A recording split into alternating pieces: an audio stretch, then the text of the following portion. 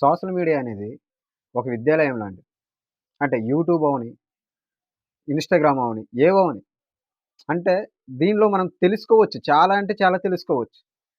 కానీ ఇప్పుడు ప్రజలు ఏం తెలుసుకుంటున్నారు, దేన్ని ఇష్టపడుతున్నారనేది కొన్ని యాంగిల్స్‌లో ఆలోచిస్తే నిజంగా చాలా భయమేస్తుంది. అంటే ఈ మధ్యన నేను ఒక ఛానల్స్‌కి గురించి అంటే మామూలుగా తెలుసుకోనా మిలియన్స్‌లో వ్యూస్, మిలియన్ సబ్‌స్క్రైబర్స్. పోనీ అవేమైనా గొప్ప ఛానల్సా అనుకోనంటే అది కాదు. అన్నీ నిబ్బా నిబ్బివే. ఆ పేర్లు చెప్తే మళ్ళీ ఇప్పుడు అంటే అది చెప్పడం కూడా వేస్ట్. అవి మళ్ళీ కొందరు దాని గురించి మళ్ళీ మాట్లాడతారు. దాని గురించి చర్చ చేస్తారు. ఈవెన్ చర్చ చేయడం ఏంటి? ఇప్పుడు నా ఛానెల్ మీరు చూస్తున్నారంటే ఖచ్చితంగా ఆ ఛానెల్‌కి చాలామంది మిలియన్స్ ఆఫ్ సబ్‌స్క్రైబర్స్ ఉన్నారు. మిలియన్స్ ఆఫ్ వ్యూస్ ఉన్నాయి. అలాంటప్పుడు ఆ ఛానెల్ చూడరు అనుకోని నేను అంటే అసలు నా ఛానెల్ అనేది ఎవడికి తెలీదు ఫస్ట్ ఆఫ్ ఆల్. అలాంటి ఛానెల్స్‌కి మిలియన్స్ ఎలాగొస్తున్నాయో అర్థం కాలేదు. అలాంటి కంటెంట్ పెట్టేవాళ్ళదే తప్పా? లేకపోతే దాన్ని సపోర్ట్ చేసే మనది తప్పా? అసలెక్కడుందిది? మొన్నటికి మొన్న బెంగుళూరులో 16 ఇయర్స్ లోపు సోషల్ మీడియాని అందరికి బ్యాన్ చేశారు. అది నిజంగా గుడ్ డిసిషనే. అంటే ఇప్పుడు 16 ఇయర్స్ లోపల ఉండే వాళ్ళకి ఎడ్యుకేషనల్ కూడా పెడుతుంటారు చాలామంది. దానికి ఆళ్ళకి ఇప్పుడు మొబైలే అవని, మొబైల్ కూడా మనం మంచికి యూజ్ చేయొచ్చు. ఇప్పుడు మొబైల్ ద్వారా ఈ సోషల్ మీడియా అంటే ల్యాప్‌టాప్ అని. కానీ ఎంతమంది వేటిని ఇవన్నిటిని సక్రమంగా యూజ్ చేసుకుంటున్నారు? నేను ముందుగానే చెప్పాను గదా! ఇవన్నీ సక్రమంగా యూజ్ చేసుకుంటే ఇంతకు మించిన విద్యాలయం అనేది ఎక్కడ ఉండదు. లైబ్రరీ అనేది. ఇప్పుడు ఏ ఊర్లలో లైబ్రరీలు ఎందుకు ఉండట్లేదంటే విలేజిల్లలో గాని ఎక్కడెక్కడైనా మొబైలొచ్చిన తర్వాత ఎవరు ఆ లైబ్రరీకి వెళ్ళరు. మొబైలే ఒక మంచి లైబ్రరీ అసలు.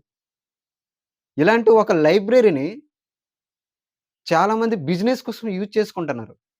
బిజినెస్ యూజ్ చేయడం మంచిదే అనుకుని అనుకోవచ్చు అందరూ. బిజినెస్ అంటే ఇక్కడ వ్యూస్ కోసం, లైక్స్ కోసం, సబ్‌స్క్రైబర్స్ కోసం ఏది పడితే అది పెడుతున్నారు.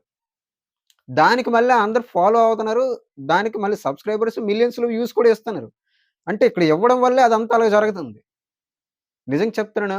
నేర్చుకోవడానికి ఏదైనా అంటే మనం యూజ్ చేసుకోవాలి తప్ప, ఇలా బిజినెస్ గురించి రేపొద్దున అది ఎంతమందికి అంటే ఆల్రెడీ చెప్తున్నాను కదా! అన్ని వ్యూస్ వస్తున్నాయంటే ఎంతమంది దానివల్ల పోతున్నారు? అసలు ఈ విషయం గురించి ఖచ్చితంగా ఈ విషయం గురించి మాట్లాడాలి. అందరూ కూడా రెస్పాండ్ అవ్వాలి. నేను వీడియో చేయకపోవడానికి గల మెయిన్ కారణం ఏంటంటే, అంటే విజయ్ గారిది డైవోర్స్ మ్యాటర్ ఉంది. నెక్స్ట్ పాకిస్తాన్‌కిని, ఇప్పుడు ఆఫ్ఘనిస్తాన్‌కి యుద్ధం కూడా జరుగుతుంది. కానీ నాకు ఈ విషయం తెలిసేసరికి చాలా అంటే చాలా అప్‌సెట్‌గా ఉంది. ఏటంటే ఇప్పుడు విజయ్ గారిది అది పర్సనల్ మ్యాటర్. అది కూడా చెప్పొచ్చు. చెప్పడం తప్పులేదు. ఇప్పుడు పాకిస్తాను, ఆఫ్ఘనిస్తాన్ యుద్ధం గురించి చెప్పొచ్చు. ఆళ్ళు నంబర్స్ వీళ్ళు రాంగ్ అంటుండ్రు, వాళ్ళు రాంగ్ అంటుండ్రు. కన్సిస్టెన్సీ లేదు. ఓకే. ఈ మ్యాటర్‌లన్నిటికన్నా అసలు మెయిన్ మ్యాటర్ ఇది గదా! దీనివల్ల చిన్న పిల్లల భవిష్యత్తులు నాశనం అవుతున్నాయి మెయిను. నెక్స్ట్ వచ్చే తరాల జీవితాలు నాశనం అవుతున్నాయి. అందరివి పోతున్నాయి. దీనికన్నా మెయిన్ ఇంపార్టెంట్ టాపిక్ అనేది నిజంగా ఇప్పుడేం లేదు. కానీ దీని గురించి ఎవరు రియాక్ట్ అవ్వరు. పెద్ద పెద్ద వాళ్ళందరూ కూడా మెయిన్ రియాక్ట్ అవ్వాల్సింది ఇలాంటి విషయాల పట్ల.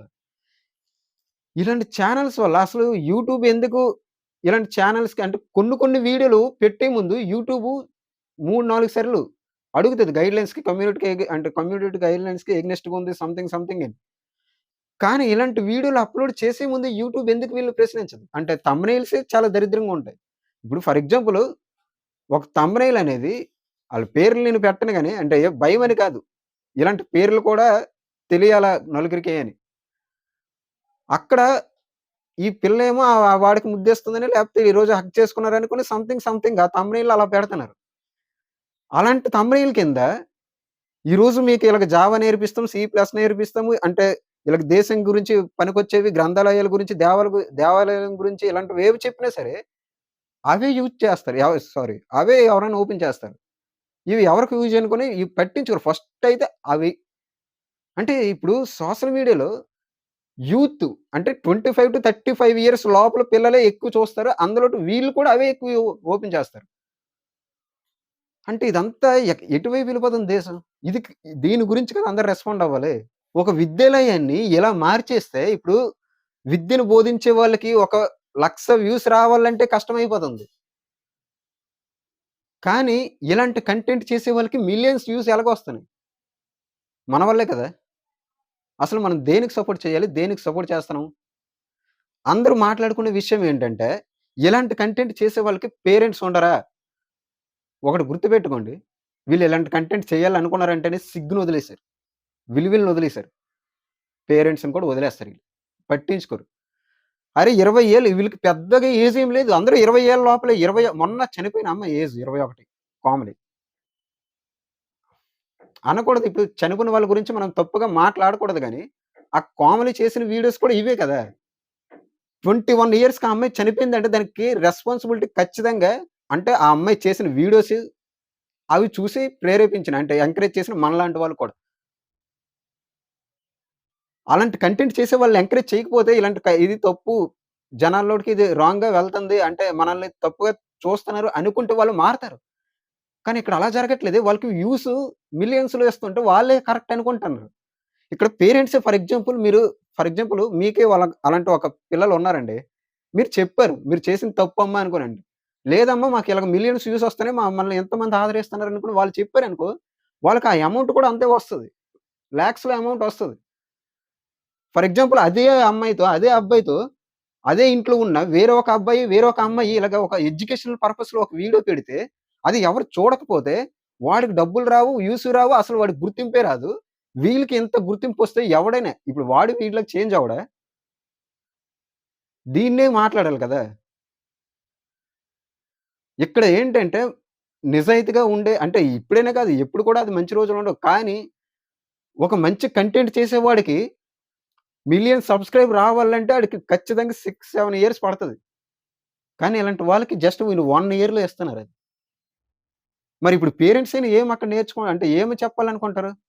రేపు పొద్దున్న నువ్వు కూడా అలాగే తయారవ్వు అనుకుని. వదిలేసారు అంతే ఇక్కడ పేరెంట్స్. ఒక రూమ్‌లో ఒక 20 మందిలా కూర్చొని ఇష్టమొచ్చినట్టు నోటికి ఏది పడితది అన్‌పార్లమెంటరీ లాంగ్వేజ్ మొత్తం మాట్లాడుతున్నారంటే, ఆ ధైర్యం ఇచ్చిందే వ్యూవర్స్. అసలు వాళ్ళని అనకూడదంటే ఇప్పుడు వాళ్ళు బుద్ధేదైనప్పుడు దాన్ని మార్చే వాళ్ళేమైనా ప్రైవేట్‌గా చేసుకోవట్లేదు కదా! పబ్లిక్ చేసేస్తున్నారు. పబ్లిక్ చేసేటప్పుడు ఆ పబ్లిక్కే కదా ప్రశ్నించాలి. ఇక్కడ పబ్లిక్ ఎవరు ప్రశ్నించట్లేదే. అసలు రెస్పాండ్ అవ్వట్లేదే. వాళ్ళకి మళ్ళీ నమస్కారం ఏంటంటే కొందరికి మెయిన్ కింద కామెంట్‌లు పెడతారు కదా!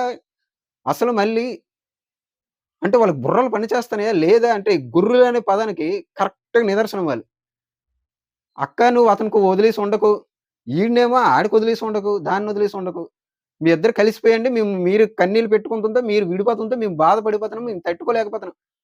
మరేం పని లేదు వీళ్ళకి. వాళ్ళెవరో నిబ్బా నిబ్బిగాలు 20 సంవత్సరాలు కూడా దాటవు వాళ్ళకి. పెళ్లిళ్లు చేసుకోవడాలు, కాపురాలు చేసుకోవడాలు, ఆ దరిద్రాన్నంతా మళ్ళీ మన ముందు పెట్టడాలు.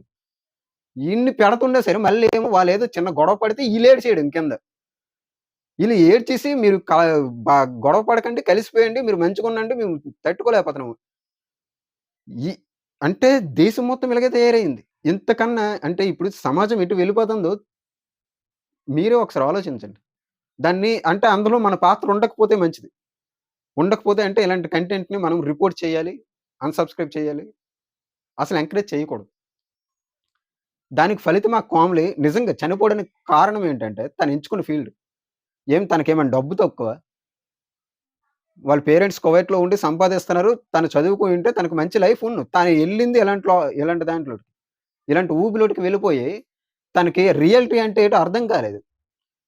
లేకపోతే 21 ఇయర్స్‌కి తను తీసుకున్న డిసిషన్ అది.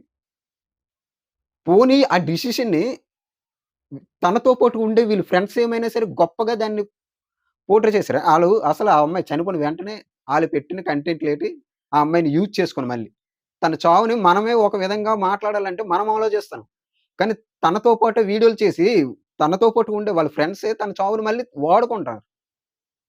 ఒక కంటెంట్ కింద. కంటెంట్ అంటే ఏంటో తెలుసా? నువ్వు ఒక యూట్యూబ్‌లో ఉన్నావంటే నువ్వొక ఇన్‌ఫ్లుయెన్సర్‌వి. నువ్వొక ఇన్‌ఫ్లుయెన్సర్‌వంటే నీ వల్ల చాలా మంది మారుతారు. మనీ కోసం మొరాలిటీని మర్చిపోకూడదు ఎప్పుడు కూడా. నీకొచ్చే ఒక ఫేమ్ కోసము ఏది పడితే అది చేసేస్తావా? అదే ఫేము నీ ఫ్యూచర్‌ని మొత్తం నాశనం చేస్తది. నువ్వది తెలుసుకోవు. రేపు పొద్దున్న నీకు అంటే ఆ ఫేమ్ అనేది నీ ఫ్యూచర్ అనుకుంటావు. నువ్వు ఇలాంటి వల్గర్ కంటెంట్ చేయడం వల్ల నీకు ఇలాంటి వ్యూస్ వస్తున్నాయి. ఇప్పుడు ఆ ఫేమ్ వల్ల ఆ అమ్మాయి అంటే అనకూడదు. ఒక సొసైటీలో ఈళ్ళకి ఎవరికీ తెలియకంట తనకు తానే బ్రతుకుతుండగా ఇలా చదువుకుంటుంటే తను ఈ డిసిషన్ తీసుకోదు. తనకంటే ఒక ఫేమ్ ఉందనుకోండి. సో, దానివల్ల తనకొక ఫ్యూచర్ ఒకడితో లేదనుకుని ఆ ఫ్యూచర్‌ని ఊహించలేదు. ఇప్పుడు ఫ్యూచర్ నిజంగా లేదు కదా! ఫేమ్ కొన్ని సార్లు మంచి ఫేమ్ అనేది ఫ్యూచర్‌నిస్తది తప్ప ఇలాంటి ఫేమ్ అనేది ఎప్పుడు కూడా ఫ్యూచర్‌నివ్వదు. అది తెలుసుకోవాలి అందరూ. నిజంగా అంటే ఏదో అగ్రెషన్ అవుతున్నా నాకెందుకు ఇది నీ పని నువ్వు చేసుకో ఇది ఫస్ట్ ఆఫ్ ఆల్ అంటే చాలామంది దీని గురించి మళ్ళీ కొందరు దీని గురించి కూడా మాట్లాడతారు నా పైన. ప్రశ్నించే హక్కు ప్రతి ఒక్కరికి ఉంటది. అంటే ఇప్పుడు గుర్తుపెట్టుకోండి. వాళ్ళు కూడా ఇదే చాలా మందికి చెప్పే విషయం ఏంటంటే ఎలాంటి అడల్ట్ వల్గర్ కంటెంట్ చేసేవాళ్ళు ఫ్రీడమ్ ఆఫ్ స్పీచ్ అని మేమేదైనా మాట్లాడొచ్చు, ఏదైనా చేయొచ్చని. ఏదైనా మాట్లాడొచ్చు, ఏదైనా చేయొచ్చంటే ఇది కాదు. ఇది. తప్పు చేస్తే దాని గురించి మాట్లాడాలి. నువ్వు మాట్లాడేది నలుగురికి ఉపయోగపడాలి. ఎంతమంది మంచి మంచి కంటెంట్ చాలా మంది పెడుతున్నారు. వాళ్ళకి 10,000 వ్యూస్ రావట్లేదే. కానీ ఇలాంటి ఒక కంటెంట్ పెట్టని ఒక్క థంబ్‌నెయిల్ మీద ఇద్దరు కలిసి అంటూ ఒక అడల్ట్ కంటెంట్ పెడితే మిలియన్ వ్యూస్ వచ్చేస్తాయి. అది మారాలి నిజంగా. మనం భారతీయులు. మనకంటూ గౌరవం ఉంది. అరే! అందులోటు తెలుగు వాళ్ళకి చాలా గౌరవిస్తారబ్బా! ఇదంతా పోతుంది. మీకుండే ఫేమ్ అనేది ఖచ్చితంగా మీ ఫ్యూచర్‌ని డిసైడ్ చేయాలి. అది మంచి మీకుండే ఫేమ్ అనేది ఖచ్చితంగా మీ ఫ్యూచర్‌ని మంచి పద్ధతిలో డిఫైన్ చేయాలి. ఎప్పుడైనా సరే మీరు పెట్టే ఒక వీడియో అనేది చిన్న పిల్లలు, కుటుంబ సభ్యులు, యూత్ అందరూ చూస్తుంటారు. వాళ్ళకి నిజంగా మనం మంచే చేస్తున్నాం అనేది మనకు నమ్మకం ఉండాలి. అండ్ ముఖ్యంగా ఒకటి గుర్తుపెట్టుకోండి చివరగా మీరు చేసే ఆ కంటెంట్ అనేది నిజంగా టెంపరరీ. అది ఈ రోజుకో, రేపటికో కానీ దాని ఇంపాక్ట్ మాత్రం పర్మనెంట్‌గా ఉండిపోద్ది. అది మీ జీవితాల పైన కూడా ప్రభావితం చూపిస్తది. వదిలేసేయండి అవి. నిజంగా. వాళ్ళు వదలలేకపోతే కంటెంట్‌ని అలాంటి కంటెంట్‌ని మీరు చూడడం మానేసేయండి. ఏదో ఒకటి చేయండి. మార్పనేది అక్కడ రాదు, ఎక్కడైనా రావాలి. అక్కడ ఖచ్చితంగా రాదు. అది జరిగిపోయింది అసలు. సో, మీరైనా మారండి. ఒక్క ఛానెల్‌తో స్టార్ట్ చేసిన వాళ్ళు వందల ఛానెల్‌లు పెడుతున్నారు. మీ వల్ల. మానేసేయండి ఇది.